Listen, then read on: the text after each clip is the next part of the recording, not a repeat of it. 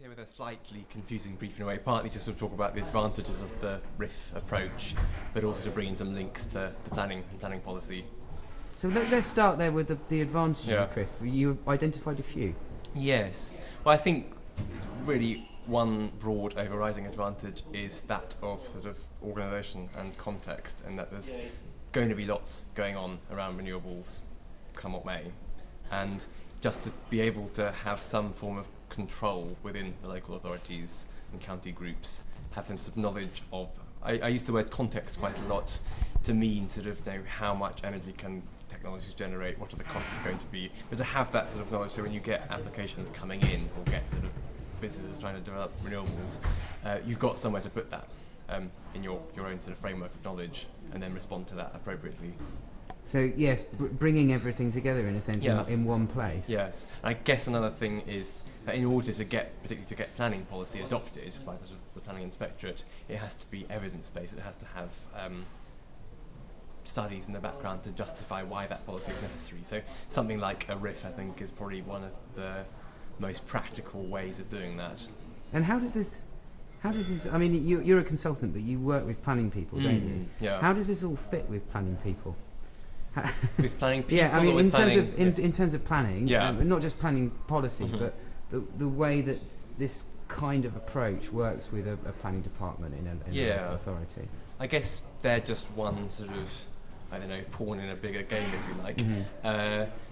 They will be the planners, as in the development control officers who receive planning applications. They'll be the sort of the local authorities, the immediate point of contact with applications for renewables, for example. So whether that's a renewable project driven by the local authority itself or from the sort of commercial sector or the community sector, that will always, the place where it really interfaces with local authorities will be at that planning level. So I guess the sort of point I was trying to convey with the CRIF the RIF, should I say, is that brings them into that process, that sort of makes what they do and the decisions they make part of a broader plan rather than them having to decide on the hoof almost what to do with sort of renewables applications. You mentioned negative things as well.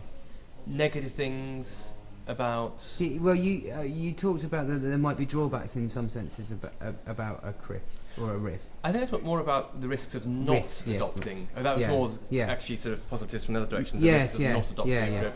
Well, it's really just what I was saying, that you will get lots and lots of applications for wind turbines, for example, and you will also get huge amounts of objections to wind and other renewables. Not having some kind of framework in place, be that a RIF or be that something else, will just make it harder for you as planners, I know you're not a planner yourself, to actually respond to that and to actually sort of make informed decisions about whether or not to approve an application, what sort of suggestions to make. I think that's to me is the main, one of the main risks. I think the other risk is, and this was completely drawn out by Ian's talk, this idea that if you don't have a financial framework in place, like a community energy fund, basically lots of potential for funds to be channeled into local projects will just go nationally. If you don't identify those projects that you need. Exactly, yeah. And so certainly from a local point of view, that is a problem. If you maybe take a more broad national point of view, maybe that's less of a problem. I didn't dare say that in my talk, but it's, from the point of view of wanting local investment and local infrastructure, that's a missed opportunity not to have that sort of framework in place. Which would be the perspective of the local authority? Absolutely, yes, exactly. I think it's just sometimes important to think, well, actually, if your sole sort of goal as a stakeholder is just reducing CO2 emissions in the world, you'll still use that money somewhere. It'll still be used somewhere in the country. It's not an absolute disaster. But from that local perspective, and particularly local economic perspective, it's not going to benefit you if you haven't got that framework in place.